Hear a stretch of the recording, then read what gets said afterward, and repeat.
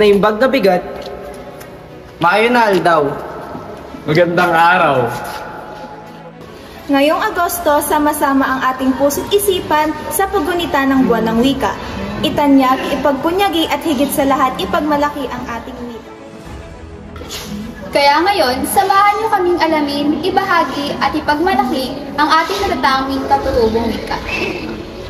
Pero una sa lahat, ano nga ba ang buwan ng wika? Halina't alamin natin ito. Ang katutubong wika ay ang wika o salita na unang nabuo at pinalaganap sa isang lugar o bansa at naipasa sa mga sumusunod na henerasyon upang magamit bilang bahagi ng pangkalahatang kultura ng komunidad. Ating alamin ang iba't ibang wika sa loob ng bansa. Mayroong Tagalog, Cebuano, Hiligaynon, Waray, Kapampangan, Bicolano, Pangasinense, Maranawan at Maguindanao.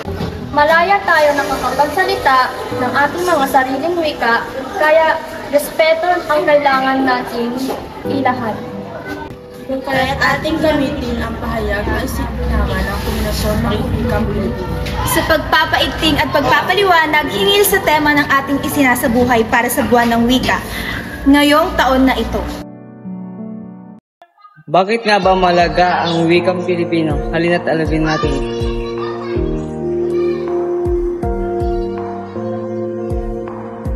Ang iyong mga ubing batik na ang pinakasasao sa Ilocano, puro la ang nilakay timbang at pinakasasao, basit na ang pinakamabong.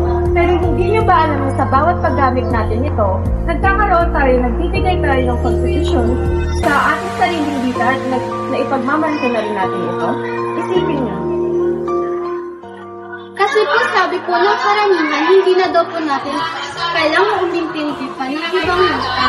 Mas mabuti na raw po Tagalog at English na lamang, pero hindi po ba na mas masarap sa pakiramdam kapag alam nating magsalita ng sarili natin? Tama ka.